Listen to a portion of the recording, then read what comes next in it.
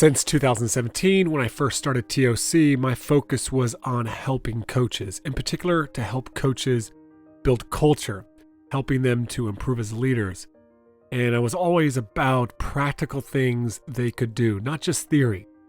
Over the years, though, I've come to learn and appreciate the real lived experience of coaching, the challenges, the things we don't talk about, the tough stuff, as Cody Royle calls it. Coaches need more than just practical things. I've learned they need support through this experience, and they need the challenges to be normalized.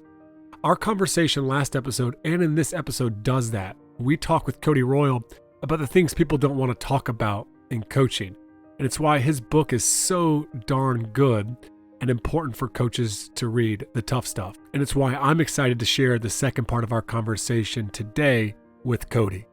Welcome to the Coaching Culture Podcast. I'm JP Nurbin, and I'm joined by my friend and co-host, Nate Sanderson. This podcast is about the real stuff, the tough stuff in coaching and leadership, as well as the practical stuff you need to know to build your team's culture and be the best leader you can be. If you want to get the notes to this and every episode, be sure to subscribe to our weekly newsletter at tocculture.com. There's also a link in the details of this episode. Enough from me. Let's get into part two of our conversation. I want to jump to another one of the truths here in the book. And I'm going to be honest with you. It's the one that I struggled to understand the most when I first read it. And that's, you don't possess the God particle. And I remember reading that title and thinking, I don't get it. I don't understand what he's saying here. And as I read through the chapter and I read it a second time and I started talking with coaches about it, this is my interpretation. So feel free to correct me here. But what I really identified with was both the internal and the external expectation that because I'm the head coach, it's my job to have all the answers. And I think what coaches have resonated with a little bit is that if something goes wrong, it doesn't matter if it's at the JV level or the 7th grade level, or it's a 3rd grade parent in your youth program getting into it with a coach. We feel, rightly or wrongly, because we're the head coach, that it's our fault or that it's our responsibility. And in some ways, as I've just been thinking about this, the movie scene that comes to mind is from Good Will Hunting. When there's the breakthrough scene with Robin Williams and Matt Damon, and they get to this point, and Robin Williams, the therapist, says, "It's not your fault." "Oh yeah, man, I know. No, it's not your fault." And he keeps repeating it, like it's okay to recognize that there's some shit that's happened in your life that's not your fault, but it's affected you in a pretty dramatic way. And to me, it was like that was kind of the epiphany that opened this chapter, this concept up to me, was we have to be able to let go of that, in a sense that we can't have omnipresence, and have the answer to every situation. And in a lot of ways, objectively, it's a little bit ridiculous for us to think that we should. Yeah, and I mean, I'll preface this with saying the book is very much written for the professional sports where there's resources and people resources. And so, yeah, the God particle is really you can call it micromanagement if you want. I like omnipresence as an idea, right? Like the example that I use that stuck with me through writing the book was this story from my sport in the AFL where, one of the coaches, his thing was he wanted to know who was folding the towels in the locker room. Now, I don't know why you need to know who's folding the towels. I don't know whether it's that you want them in a particular pattern, right? Like napkins at a wedding or something, and you can do a crown fold, or you can do what is the other one? I don't know what the other one is, but in terms of coaching a team and an organization, really you need to kind of see yourself as a CEO, and you've got to put people around you, coaches and administrators and operational staff, for them to be able to succeed as well. And what that means is that you can't be omnipresent. It means that you can't put your cognitive resources behind wanting to know who's folding towels in the locker room. There are other things that you need to be doing. Whilst it is important that it gets done, and that is your responsibility ultimately, the CEO can't be on the ground floor the whole time. They need to be running the organization and bringing people together and communicating across channels and solving problems. And so that's really what I mean about the God particle is, if you're not familiar with the God particle, it's a science term for the giver of life. There's supposedly a particle that created the Big Bang. Now, whether you believe in that or not isn't the point. The point is that it's used in a terminology of the creator of everything. And as the head coach, you can't be the creator of folding the towels and coaching the team and worrying about all the operations. Really, it's about letting go, understanding that life exists, other people are good at their jobs, and your job is to set them up for success. I love that, except I find a challenge, and that is because I also like to practice extreme ownership in my leadership, and to take ownership of everything that goes wrong within my team culture, right? And we're often taught to do that. It seems like there's a little bit of a balance there, that we have to be able to work through there. Maybe I haven't read through that correctly, but I do feel like there's a challenge there of this extreme ownership with this God particle. We're not a God particle at the same time. Does that make sense? Yeah, it does, and I'm not surprised that that's your response, actually, because that's I know your perspective on it from your work as well, and I don't think I'm not calling for an abdication of responsibility. What I'm calling for is an understanding that ultimately whatever level you're at, really you're running an organization, and so at some point you need to let go of some control to let others do the jobs that need doing. Let's unpack a little bit more than that fourth truth as well too, of you're not a coach. I guess the trail off the back of you're not a coach is that you're a person who coaches. And so it's a chapter about identity. Often what we can do in coaching, or what I've seen happen, particularly most recently, is people will introduce themselves to me and they'll list off the level of coaching license or badge that they have before they even tell me their name. And so really it's a commentary on your own identity, and you're a person first. You're a person who coaches. You're not a coach first. And ultimately, where I'm going with this is a little bit along the lines of the workaholism and the obsession. Is that I think part of what we're struggling with is in connecting with people. Is we assume this role of coach rather than the role of the human being. And we're trying to kind of force feed people leadership or leadership lessons through the lens of, again, what I was talking about earlier, like you should listen to me because of my title, rather than really you should listen to me because I'm a human being with some experiences and I happen to coach as well. And so I've got some skills there. And I think that's a much healthier way to try to bridge this gap that we're dealing with at the moment, where there's a real lack of connection between coaches and players. And if you spend any time on Twitter, you see that there's a lot of ranting in the coaching community about their players. And so we're trying to build a bridge between the two. But the bridge between the two is that we're all human beings who are involved in sport at this time in our lives. And so there is a connection there already. And what I'm trying to guard against is, Hugh Jackson, the NFL coach, making comments about his win-loss record being on his tombstone. And I just don't think that's a very healthy perspective, whether it's a winning record or a losing record. I think husband and son and father should be on your tombstone, not your win-loss record in sport. And here's the great challenge, though. When something is so important to us, when we invest so much time, it naturally is going to be very close to our sense of self, how we see ourselves. So what are some ways that you encourage coaches to,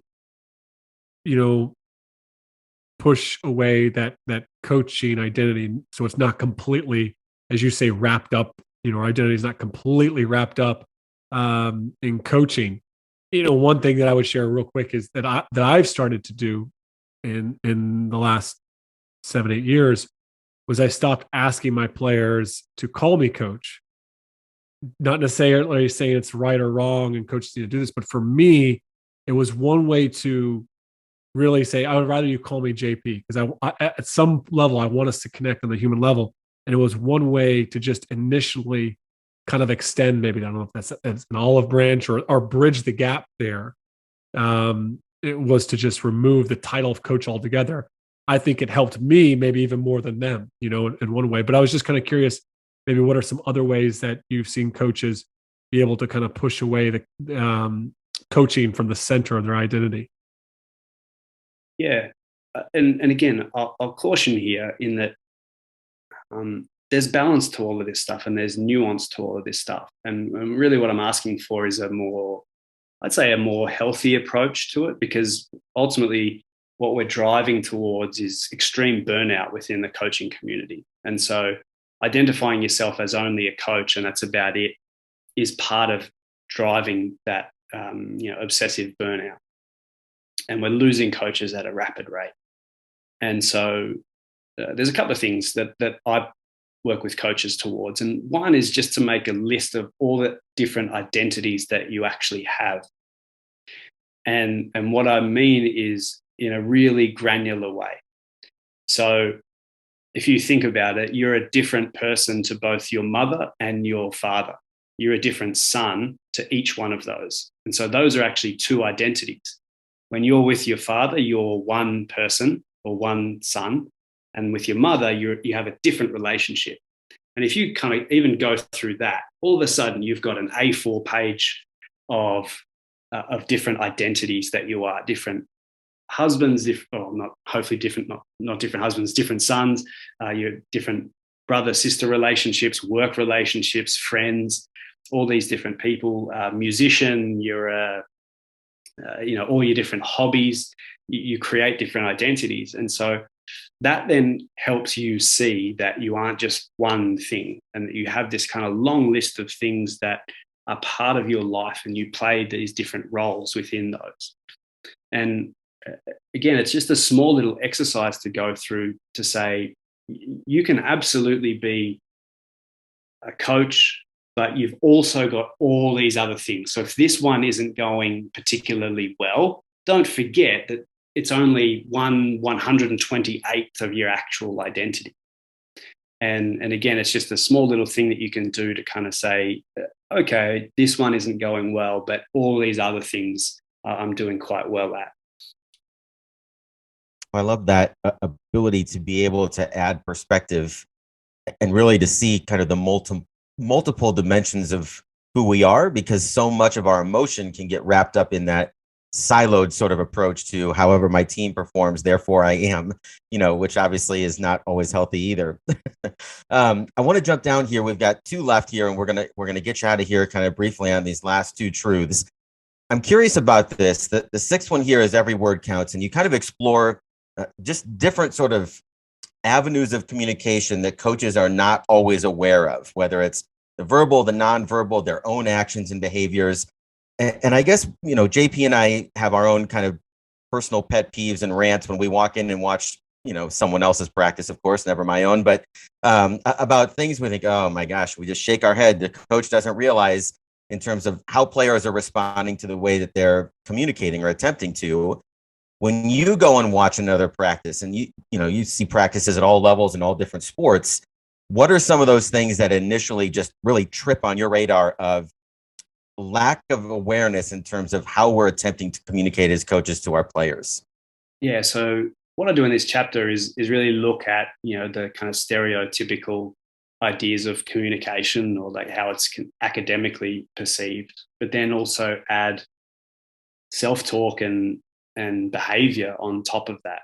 And so, you've got, written, spoken, listening, all the kind of traditional ones, but then also it's important that we remember that self-talk, so your inner dialogue, and your behavior or your body language or whatever you want to call it also communicates a lot about you. So those two are actually probably communicate more than the spoken word. And so, but to answer your question is, when I go and watch practices, I'm looking at body language and demeanor and tone. So the tone of messages. And the reason that those are important is because they impact how the words come across. So if you think about stand-up comedy, for instance, now there's so much nuance to stand-up comedy, but if you write down and just read off a page a joke in a stand-up comedy set from, Jerry Seinfeld or whoever, it's not actually funny. It's the delivery of the message and the choice of tone and intonation that makes that funny. And that's actually what the skill of stand-up comedy is the ability to deliver that piece of content in a particular way that makes it memorable and makes another person have an interaction with it, and a comedic interaction. And so, every word counts is really, the delivery of every word and the way that you choose to intonate or speak angrily or heighten your voice and talk at a higher pitch or a lower pitch or whatever it may be, those things actually count in terms of how people learn, how people interpret your mood and what you're feeling, and how people respond. And so, again, really, there are a lot more dynamics. What we tend to do with communication is we bundle them all together and we say, is a coach a good communicator? Whereas really it's about, there's so many different facets of communication that we need to really be diving into, how we communicate in all the different areas of communication and looking at some of the nuances of it, rather than just saying, oh, geez, they're a good communicator. It might be a terrible, written email texter, right? Or they might be great at those, but not good at spoken word. And so, we need to appreciate that there's so many different avenues and so much nuance to communication that are really important in coaching and learning and teaching. I love that. It's such a ignored aspect of it, and it comes down to, at the end of the day, a coach often times when I'm reflecting on a conversation they may have had or something they may have said, they'll reflect on the words they said, but it's not what the player heard. They felt a lot different. They received a much different message than the message they were communicating. And it comes down to the tone and body language, right? Think about this, JP. The most important thing you might do as a coach is include an emoji. Right? So rather than the player interpreting the message as it's written, the fact that you attach a smiley face or a thumbs up at the end of it to say, this is actually good news, can change the whole message in terms of how the player interprets it. If they've been deselected or whatever it may be, and they're already in a bit of a negative mindset, the fact that you just put this emoji at the end of your WhatsApp message might change the whole narrative. Mm-hmm. It might actually change that player's perspective on a whole range of different things. So that's what I mean. Every word counts. Every word can be an emoji to say, completely change a player's interaction with you. It's interesting you say that, because one of the things I've started doing with my text messages to players is I always start with their first name or their nickname, what I call them in practice. Instead of, here's the same message blasted out to 12 different people. Truth be told, I copy and paste the message. I might personalize the greeting a little bit, but just saying, Kate, reminder, practice is blah, blah, blah. The response rate to that is 1,000% better, than if I just send out some, generic same text message, but just putting their name and making it personal at the beginning makes a huge difference. And I start thinking about, how am I greeting them in practice to, give the same personal first touch before we get into things. So I think there's so much there that we could go into, but that personalization, I think, is really important. There's the seventh one, the last one you talk about, and the truth is tactics don't really matter. And I found it interesting you talked about even of staff cohesion, and you share some examples around how if the staff are not on the same page, then the team senses that, they recognize that. And I think coaching staffs can get really caught up in the tactics They can argue about the game plan and all this, and that can bleed into relational conflict that the players can sense. And I think that's really, really important, and I guess, you've had such experience in working with coaches. I'm curious from your perspective, does the development of a staff culture differ than that of the team culture? And how can coaches be better about getting that right? Yes, I believe that it is different slightly. But one thing that I'll just say as well is people think that because I wrote tactics don't really matter, that I hate tactics, which I certainly don't. I'm a hyper tactical coach. What I mean is that, I think that's definitely the mechanics of coaching, whereas where we tend to struggle is more so in the dynamics of coaching. It's actually it's a chapter about connection and belonging, and how that is actually a super stimulant of tactics. So if the group feel like they belong and they're connected, they can execute the X's and O's at a higher rate than if you just give them the X's and O's. But to go back to your question around coaching cohesion, I think it is slightly different in terms of the culture, and I've seen teams actually develop their own cultural mindset, language, goals for the coaching staff, because the staff are there to set others up for success, and the team are there to execute. And so they actually develops their own acronym within the coaching staff. And I've seen teams now have facilitators for their communication. So around the coach's box, these coaches boxes now are getting so big. There's so many coaches in them. There's analysts, there's psychologists, there's messages being passed left, right, and center. And so now there's a facilitator to make sure that the messages are clean and crisp and direct and are dealt with. And so those little cultural elements are going to be slightly different to, coach to athlete relationships. And so I think if you want to, I don't think it's a mandatory, but if you want to, exploring your coaching cohesion, how you communicate, what you're trying to achieve, what language you're going to use amongst each other, can be really helpful. Well, Cody, we'll get you out of here on this. And I just, again, this is shameless plug, but this is one of the most important books that's been written for head coaches. And if there's, listeners in our audience that haven't come across it or haven't come across your work, I can't recommend it highly enough. But I'm curious about this. The book was released a year ago, and you've had a lot of reaction to it. I'm sure you've had a lot of conversation with, again, coaches at all different levels, that's been generated by this. If you were going to write an epilogue a year later, is there something that you would add now that you've seen the response to the book and some of the conversations that it's generated?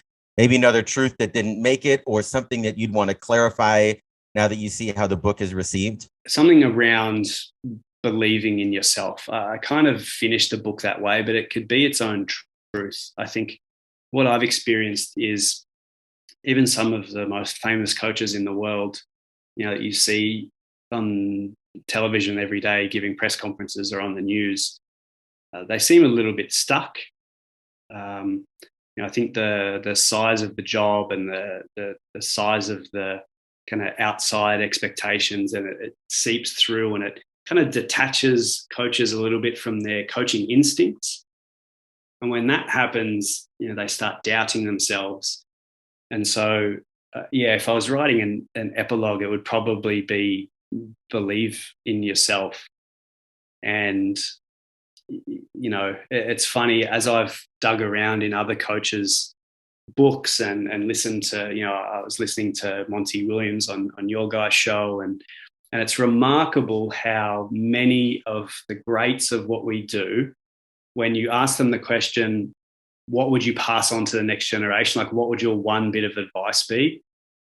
Bill Belichick, Sir Alex Ferguson, like Pat Summitt, like anyone who's anyone says, figure out who you are and believe in yourself with so much gusto that, you're almost unshakable. And And I also am now hardened in my belief that, we as coaches, we face so much that we do need to believe in ourselves. And I think with that belief, we can, conquer mountains. But it's so easy to have it shaken and kind of taken from you even. Like the lived experience of kind of going through and having the belief knocked out of you, I think I'd write about and say, no. You should believe in yourself, and you believe you belong in this job, and you've earned the right to be able to believe in what you do. Just to follow that up, do you think that that's a skill? I mean, and we talked at the beginning of the podcast about having players that are coachable. Really comes back to having coaches that have better ability to coach. But we also coach our players in how to take instruction and feedback. Like there's a process that we help them develop skill in receiving feedback. When you think about as such a core tenet of a coach's ability, having that self-confidence, do you think that that's a skill that can be developed, needs to be developed? I think so. But again, it comes so far down the line of things that we think that we need to do that it doesn't get the time and energy that it deserves. Or that belief only comes when the results are going your way. And that's a tenuous path as well. I think, you often have to go through periods of either, working with a maturing team or an inconsistent team. And if you're, again, tied to the results of that, the outcomes, that can often be difficult to believe in yourself and what you're doing, but that's what it takes to take them to the next level. And so I think practicing that self-belief, I talked about self-talk earlier, your own self-talk, and I think it's 4,000 words a minute go through your own mind. So it's faster than you can speak. Now, if you can train that, which I believe you can, talk to yourself more kindly, talk yourself into things, believe in yourself. I would believe that that's a skill that we can all work on. And that's the thing, is you don't really need anything to be able to work on your self-talk. It's just you. That resonated in the book was, we're hired for our process, but we're fired for our performance, and I think that it's such a difficult thing to, I'm confident in the interview that this process has worked for me in the past. It'll work for us here. And then all of a sudden, when it's a little bit, things start to waver and, people start asking questions and more people think you're an idiot because of your results, and it's hard to hold the same confidence in that process. I think at least I've experienced that is a real challenge because so many other voices are shaped simply by the outcomes. And yet we have to protect that faith in the process that's got us to where we are. Yeah. It's one of the great mysteries of coaching, isn't it? How we keep getting jobs through our process and then judged on the outcome. But again, going back to what I said earlier, I genuinely believe we can be a part of that and explaining it and helping to guide those narratives around how the process is going. And that doesn't mean sharing everything that you're doing. What it means is, speaking about the process to the right stakeholders. All right, that's it for our conversation with Cody. As great as our conversation was, I wouldn't just stop there. You need to pick up his book, The Tough Stuff. So much value for coaches who struggle on the journey. Thanks to Cody for coming on the podcast to talk with us. And thanks to you for listening in to the Coaching Culture Podcast.